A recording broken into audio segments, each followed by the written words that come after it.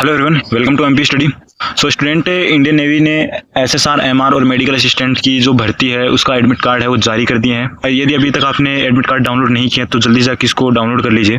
बाकी इस वीडियो में मैं प्योरली बताना चाहूँगा आपको कि सिलेबस के बारे में। इंडियन नेवी एसएसआर का जो सिलेबस है उससे टॉपिक से किस टाइप के क्वेश्चंस आते हैं, तो पूरी चीज़ें हम इस वीडियो में चर्चा करेंगे, तो वीडियो को पूरा एंड तक देखिएगा। बाकी आपको मैं एग्ज़ाम की डेट बता दूं तो आपकी एमआर की एग्ज़ाम है वो 22 मई से 24 मई तक होगी, और एसएसआर की एग्ज़ाम है तो मेनली 25 और 26 मई को एग्ज़ाम होगी। यानी अभी आपके पास पूरे 15 दिन बचे हैं, तो 15 दिन में आप अपनी तैयारी है उसको कैसे कर सकते हैं। तो चलिए वीडियो को एंड तक देखिएगा। सबसे पहले बात कर लेते हैं एग्जाम पैटर्न की। तो एग्जाम पैटर्न में सबसे पहले आता है इंग्लिश में 25 नंबर के क्वेश्चन आते हैं 25, और उसके बाद में साइंस में 25 क्वेश्चन आते हैं 25 नंबर के, मैथमेटिक्स में 25 और जनरल अवेयरनेस में 25। तो टोटल 100 क्वेश्चन आते हैं जो आपको 100 नंबर के बनते हैं। टोटल आपको 1 घंटे का टाइम दिया जाता है, और नेगेटिव की बात किया तो 1/4 आपको नेगेटिव होगी एक गलत क्वेश्चन करने पर। चलिए तो अब अपने मेन टॉपिक पे आते हैं, सिलेबस के बारे में। तो सिलेबस इंडियन नेवी एसएसआर के सिलेबस की बात की जाए तो साइंस में क्या होता है, साइंस सब्जेक्ट की बात कर लेते हैं। तो टॉपिक होता है अपना 11th और 12th के ही टॉपिक होते हैं। इसमें साइंस में फिजिक्स में motion, law of motion, gravitation, work and energy, thermodynamics, waves, electricity, magnetism, optics, nuclear physics and semiconductor आता है। वहीं केमिस्ट्री सब्जेक्ट की बात की तो केमिस्ट्री में आपका metal and non metal, organic chemistry, food and nutrition, health and disease के क्वेश्चंस आते हैं। और अदर्स में बात की तो आपके कंप्यूटर बेस्ड क्वेश्चन आएंगे जो साइंस में होते हैं। टोटल आपका 25 नंबर का पेपर होता है, साइंस का 25 क्वेश्चन आते हैं इसमें। अगला बात कर लेते हैं मैथमेटिक्स। तो मैथमेटिक्स में होता है अलजेब्रा एंड कैलकुलस, जिसमें आपका relation, function, complex number, quadratic equation, limit, derivative, integral and binomial theorem आती है। ज्योमेट्री एंड ट्रिग्नोमेट्री में क्या आता है, straight line, circle, conic section, geometry and trigonometry आती है, जिसमें आपके साइन कोस, मतलब मैक्सिमम बात की जाए तो आपका फिजिक्स और जो मैथमेटिक्स है वो 11th और 12th पे बेस्ड ही होता है।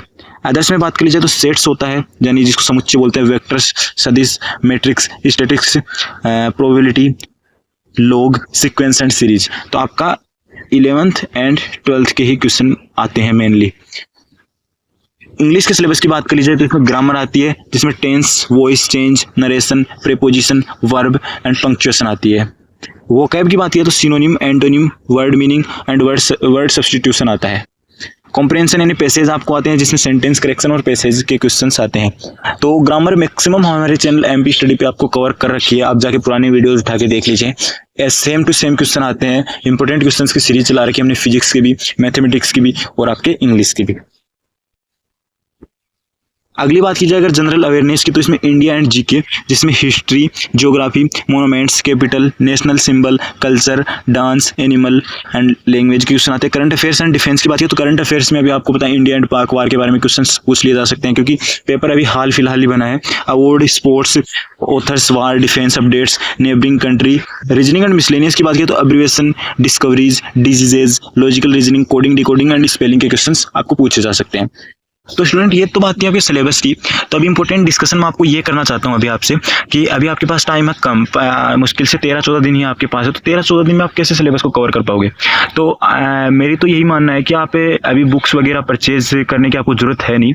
अभी जिसने सिलेबस मतलब प्रिपरेशन स्टार्ट नहीं करी है वो ओनली आप लास्ट प्रीवियस ईयर के क्वेश्चन हैं उनको सोल्व कीजिए, आपको ऑनलाइन मिल जाएंगे। और बाकी आप एक अपने सब्जेक्ट पे पकड़ लेना। यदि आप मैथमेटिक्स यदि आप स्ट्रॉन्ग है तो मैथमेटिक्स पे, यदि साइंस स्ट्रॉन्ग है तो साइंस पे, और इंग्लिश स्ट्रॉन्ग है तो इंग्लिश पे।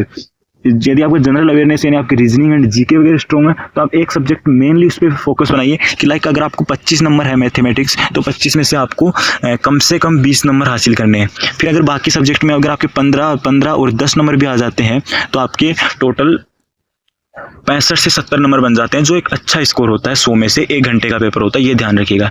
तो उम्मीद करता हूँ यार वीडियो अच्छा लगा हो। सिलेबस का वीडियो मैंने बता दिया है, बाकी अपने दोस्तों के साथ शेयर कर देना। वीडियो अगर अच्छा लगे तो लाइक कर दो और चैनल को सब्सक्राइब कर दो।